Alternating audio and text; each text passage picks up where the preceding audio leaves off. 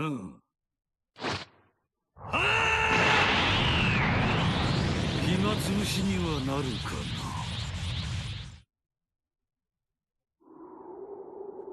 いい試合になりそうだな。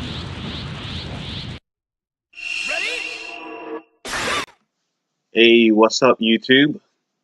So I've been looking around at Marvel vs. Capcom Infinite and looking at Dragon Ball Fighter Z, which is a new game that's going to be made by Arc System Works. I'm going to be honest, I'm not overly hyped by Marvel vs. Capcom Infinite. It doesn't seem to have that drive that got me to play Marvel vs. Capcom 3 over Marvel vs. Capcom 2. I'm just going to lay out a few points why I think Dragon Ball Fighter Z is the Marvel vs. Capcom game that we deserve. First on my list, it's 3-on-3 tag system, and don't get me wrong, I know that the original Marvel vs. Capcom, it was 2-on-2, and quite a few of the other ones in the whole franchise itself were 2-on-2. But what made the game, the franchise of Marvel vs. Capcom so big was it's 3-on-3, and just crazy stuff happens. I mean, Marvel vs. Capcom 2, Marvel vs. Capcom 3, which we can't really touch upon because there's some bad practice there, and even Ultimate Marvel vs. Capcom 3, again, same bad practice. But all the same, it was 3-on-3, and it created massive, crazy events that just happened, happy birthdays and everything. You're not really going to get that in Infinite, and you didn't really get that before, unless they give us dramatic battle. That'd be awesome. That's something that I want. But the hype that came with 2, and more so even Ultimate 3 from Marvel vs. Capcom, you had crazy assists. Fair enough, it left some characters out, but overall, you had that. You had the tag system, which is really cool for aerial combos, the happy birthdays, like I said before, and some really crazy comebacks with, fair enough, the X Factor gimmick, but all the same, it was fun.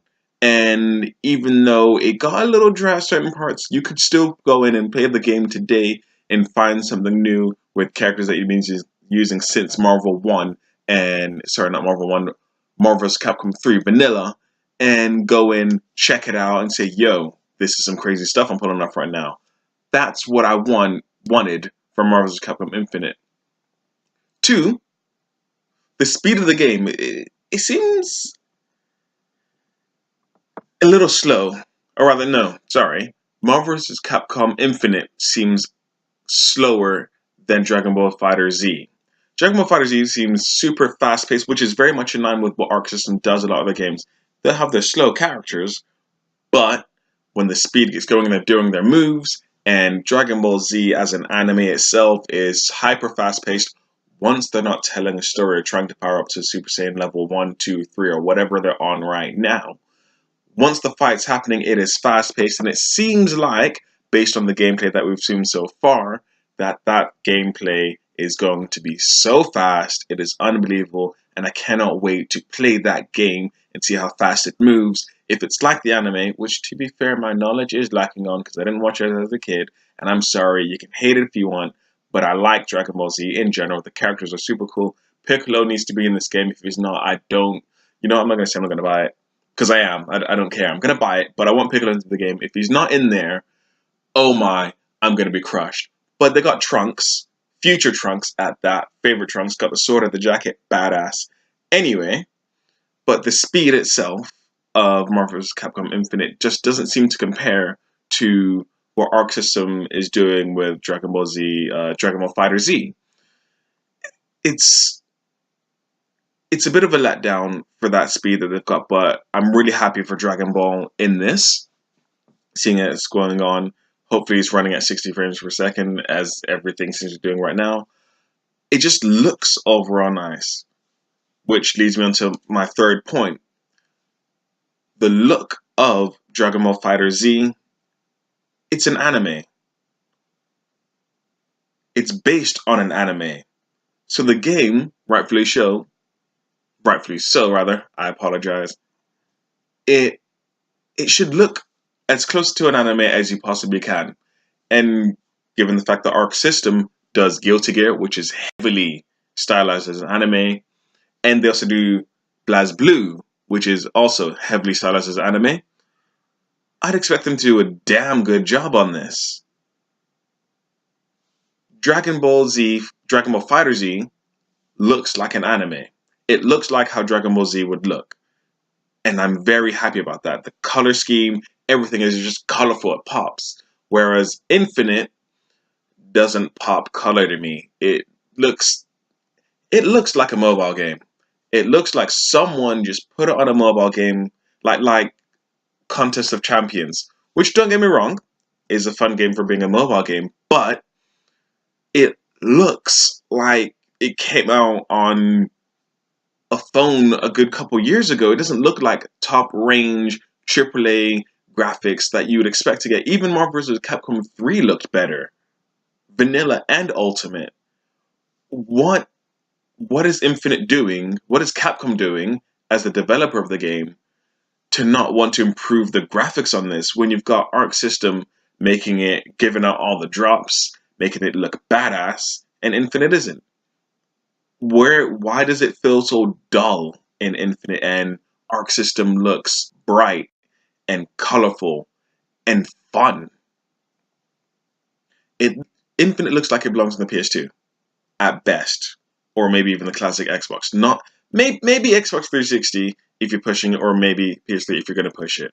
Like you do have King of Fighters 14, but at the end of the day, it doesn't look like it belongs on this generation. Even Marvel vs. Capcom 2, it was drawn, or at least it looked drawn. It had a comic book feel to it. And it worked really well. It looked good. And the amount of characters they had in that game as well, which I think is amazing that Marvel 2 had that game. But again, that'll be a next point that I make later on. On to my fourth point. Arc System and Bandai Namco seem to care about this game. They're showing a fair dedication to the game. I can't really see Infinite, or rather Capcom giving to Infinite. If you want to take a look at Street Fighter V, it was so dedicated to the tournament players and the tournament scene so hard that no one really liked it. Not the casuals or even the pro players, and that tells you something. If your pro players are not liking a game that was catered towards them, you're doing something wrong. The idea to design this game, okay, to be shitty like this, was like, okay, well, we have to create a Street Fighter because we're gonna promote it on esports, but we have to create a game that would close in the gap versus the guys who's been playing Street Fighter for 10 to 20 years versus somebody who just picked up a controller. I'm hoping that Infinite changes this. We'll see. It looks like they've got something, but we'll see. Arc System, on the other hand, while yes, their games tend to be a little bit stronger in their learning curve, but that's where the fun lies in Arc System game. When you pick that character that you know you like, whether it be looks-wise or even just their gameplay design, you know you're going to practice that character and get amazing with that character, no matter how long it takes. And I think they can deliver that same drive that you've got in BlazBlue and you've got in Guilty Gear, all of them, you can get that in Dragon Ball Fighter Z. That's what I think is going to happen. Sure, there's a lot of it that will be catered towards the tournament, and they've said that before. They're not hiding that they want this at tournament level. But the depth you can get in this gameplay can work really well for a casual, and it coming from an anime that has a strong following for many, many years, and with the new anime that's out right now, I can see this game being a big hit with the dedication that Arc System and Bandai Namco will be showing to this game. And finally, on my list, which I made in my third point, the character roster in this game. Infinite, Marvel vs. Capcom Infinite, may have a roster that may be recognizable straight off the bat due to the previous Marvel vs. Capcom games and the Marvel movies right now, which is the games are heavily going to be based on the MCU, Marvel vs. Capcom. Sorry, not Marvel vs. Capcom. The Marvel Cinematic Universe. A lot of the characters are going to be in there, like Gamora and Thor and Iron Man, which are your obvious ones as well, but generally, it's going to be catered towards that. The roster stands right now for Infinite, it's kind of lackluster. And I just want some more characters for that. And the DLC is painful, and I don't like it. I don't want it. I mean, I want the DLC, but I don't want it how they're giving it to me. I don't. Anyway, but Dragon Ball.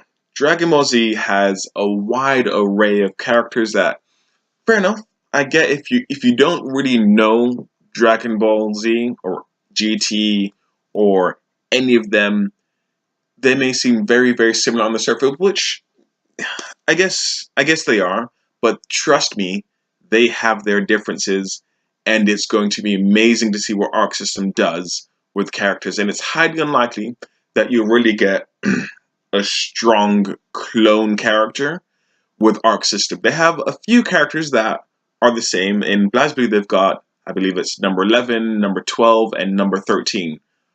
All very, very similar characters, but they still have their own unique feel to them.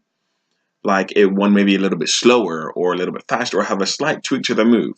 And I think that's an excellent thing that you've got in relation to Dragon Ball Z characters. You've got Vegeta, Goku, two of the most well-known faces in the anime. Very similar, but their moves and the way they act can be very different, especially their physical moves as well. I see them being able to do similar characters very, very well. Also, within the characters as well, they're not bound by licensing the way Marvel vs. Capcom is. How well Capcom can talk to Marvel and get certain characters in the game that most likely Capcom know that they want certain characters like the X-Men characters and Doctor Doom, Foot Dive.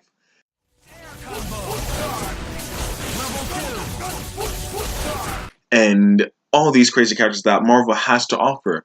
It'd be amazing if they showed some lesser known characters or even popular characters would be amazing. But Dragon Ball doesn't have that issue. They can just say, hey, you know what? Let's get Piccolo in there. Hey, you know what? Let's get Super Buu in there. Let's get Perfect. So Android 17, Android 18, 16, any character that they want, even Krillin and Yamcha and Hercule, all these characters you can just throw in there. Why? Because it's owned by Dragon Ball. They've got it themselves. They could do what they want with their characters, throw over, and create a story in there as well. It's just what is missing from Infinite right now. And with it being 3-on-3, you can get some crazy, crazy hype back into this game. Even the Super Saiyans, they can get that in there. Maybe they may even do it as a separate character. I don't want that. I want a solid character that has moves from each of their Super Saiyan levels. If they do have Super Saiyan characters and separate characters like Goku as, say, his normal self, and then he's got Super Saiyan level 2, 3, whatever it may be, separately, cool. But I think what could work out much better for the game and gameplay-wise, just give them the individual powers as a super move or a special move or something along those lines. That'd be amazing. If Arc System does take advantage of the characters at their disposal, I think Dragon Ball FighterZ will be the gateway into bringing back 3 vs 3 gameplay. The hypeness will be amazing if they can do that back into fighting games.